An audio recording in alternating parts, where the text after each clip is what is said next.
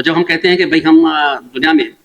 Top 7 جو countries ہیں اس میں بھی ٹاپ پہ ہیں کلائمیٹ چینج کے حوالے سے، اور جو ہمارے پاس آج سے کچھ سال پہلے جو کاربن ایمیشنز میں، کیونکہ یہ جو ڈرٹی انرجی ہے یہ فضا کو بھی خراب کرتی ہے، ماحول کو بھی خراب کرتی ہے، اور carbon emissions green house gases کے حوالے سے بھی خراب ہے اور اس کو بڑھاتی ہے، اور کاربن ایمیشنز میں اس کا بہت بڑا رول ہے۔ آج سے کچھ 10 سال پہلے کی بات ہے کہ پاکستان جو ہے کاربن ایمیشنز میں 0.3% تھا، اور ابھی وہ 0.9% پہ آ گیا ہے۔ تو ہم بھی دیکھ رہے ہیں کہ پاکستان کیسے، اور جو ترقی یافتہ ممالک ہیں وہ تو گرین ہاؤس گیسز میں ان کا بہت بڑا کنٹریبیوشن ہے، لیکن ہمارے یہاں اسی گرین ہاؤس کنٹریبیوشن کے حوالے سے کلائمیٹ چینج، اور آپ دیکھ رہے تھے کہ ہمیں بہت بڑا نقصان 2010 میں ہوا، 2011 میں ہوا، بہت بڑا فلڈ ہوا، اور 2022 میں ہوا، اور ابھی 2025 میں آپ دیکھیں کہ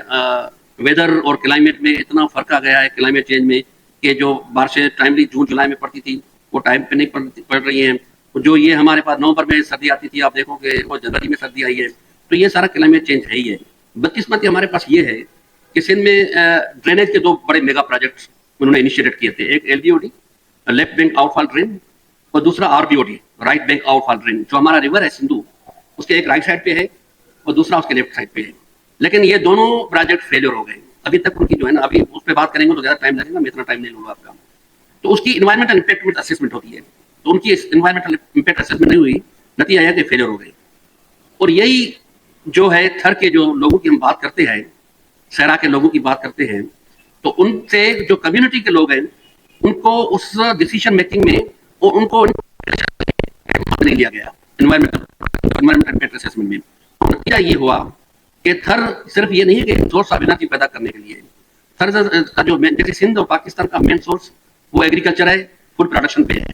تو تھر کے لوگوں کا جو مین سورس آف لائیولیہوڈ ہے وہ لائف اسٹاک سیکٹر پہ ہے، اور تقریباً 65 لاکھ آپ کو جانور جو ہے 65 لاکھ سے زیادہ جانور وہ آپ کو تھر میں ملیں گے، جس کو ہم لائف اسٹاک کہتے ہیں۔ ایک تو وہ آپ کو آدھا تھر چلا گیا، اور وہاں گوچس تھی، پاسچر لینڈ تھی، کیونکہ وہاں تو فاڈر کا بہت بڑا مسئلہ ہوتا ہے، رین فیڈ ایگریکلچر ہے، برسات پڑتی ہے تو زراعت ہوتی ہے، ورنہ تو کچھ بھی نہیں ہے۔ ایک تو جو وہاں وہ ڈسٹرائے ہوا ان کا سورس آف لائیولیہوڈ۔ دوسرا جو ایموشنل کاسٹ، ہم نے 98 میں اسٹڈی کی تھی کہ لوگوں کے جو اٹیچمنٹ ہے ود دا لینڈ وہ بہت بڑی متاثر ہوئی، کیونکہ جب آپ کسی کو کسی گھر سے نکال کے کسی جو صدیوں سے ان گھروں میں رہ رہے ہیں ان کو کہیں گے کہ بھائی آپ کے یہ قبرستان بھی چھوڑو، آپ کے گھر بھی چھوڑے، اور آپ کو کسی اور دوسری جگہ ہم ریسیٹل کرتے ہیں، تو ایک دھرتی کے ساتھ جو اٹیچمنٹ ہے،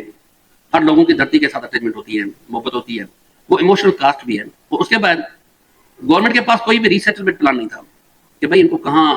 آدھا تھر چلا جائے گا کول میں تو ان کا ریسیٹلمنٹ پلان ہونا چاہیے۔ ایک تو وہ بہت بڑا مسئلہ ہوا کہ لوگوں کا جو اندر کے درد ہے، اور اس میں نتیجہ بھی نکل رہا ہے کہ ماحولیاتی خودکشیاں بڑھ رہی ہیں۔ اور دوسرا یہ ہے، ایک تو دوسرا جو ڈی وائٹرنگ ہو رہی ہے پانی زمین سے نکال کے،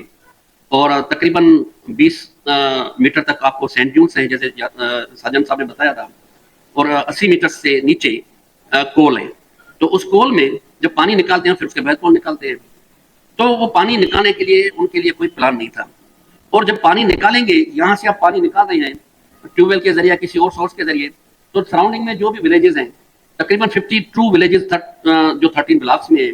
تو تقریباً جو جہاں بلاک 2 میں لوگ رہتے ہیں تو وہاں کے سراؤنڈنگ ولیجز میں پانی کا بحران پیدا ہو گیا، کیونکہ پانی برسات پہ ہی ہوتا ہے، اور برسات کے بعد جو ہے نا تقریباً وہ سارا سال چلتا رہتا ہے، لوگ اٹھاتے رہتے ہیں ڈگ ویل کے ذریعے، لیکن وہ سورس آف واٹر ان کا متاثر ہوا، ابھی بھی لوگ یہ پریشان ہیں۔ دوسرا یہ کہ جو پانی ری واٹرنگ گورانوں میں کی انہوں نے،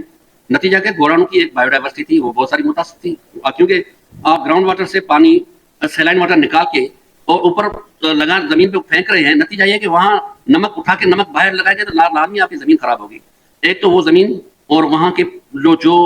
ڈگ ویل تھے وہ بھی پانی میں خراب ہو گئے، کیونکہ خراب پانی آیا، اور دوسرے جو انڈر گراؤنڈ واٹر ان کا تھا وہ خراب ہو گیا۔ اس طرح جہاں سے پانی نکال رہے ہیں ان کے لیے ان کا پلان نہیں تھا کہ کہاں چھوڑے، لیکن ایک تو گورانوں میں انہوں نے ڈسپوز آف کیا، اور دوسرا یہ ہے کہ بلاک 1 کا ایشو یہ ہے کہ تلوائی اور وروائی ایک علاقہ ہے، وہاں کے لوگوں نے کہا، میں خود وہاں وزٹ کیا، انہوں نے کہا کہ یہ ایسے ہی اس پانی کو ڈسپوز آف کر رہے ہیں جس میں نہ صرف ان کے مال مویشی، جسے ہم کہتے ہیں کہ بھئی یہ کیمل ہے، اونٹ ہے، وہ بھی پھنس جاتے تھے اسی دلدل میں، پانی کی دلدل میں۔ تو ایک یہ ایک میں بات کنٹینیو کروں، ایک تو یہ ایشو ہوا، تیسرا یہ ایشو ہوا کہ نہ صرف لائف اسٹاک سیکٹر، نہ صرف وہاں کے لوگ، لیکن ان کی جو بایو ڈائیورسٹی پہ جو فانا فلورا ہے، تھر کی جو فانا فلورا جو ہے وہ متاثر ہوئی، وائلڈ لائف جو اینیملس ہیں وہ متاثر ہوئے ہیں، اور اس کے بعد جو ہے فانا فلورا ہم کہتے ہیں کہ تھر از دا لینڈ آف اپرچونیٹیز، جس میں آپ جو ہے آرگینک فوڈ پروڈکشن کر سکتے ہیں اس پہ. تیسری بات یہ ہے کہ جب میں محمد علی شاہ صاحب کے ساتھ گیا تھر نبی سر ڈیم پہ، ریزروائر پہ، انہوں نے بنایا تھا، وہ فنکشن نہیں ہے، کیونکہ انہوں نے کہا کہ ہم ایل پی او ڈی سے پانی اوپر والا اٹھا کے پھر نبی سر سے لے کے ہم تھرکول بلاک 2 میں جائیں گے، اور نتیجہ یہ ہوا کہ ان کا پروجیکٹ فیل ہو گیا. پھر انہوں نے کہا کہ ہم عمر کوٹ سے آگے جو نارا کینال کا جو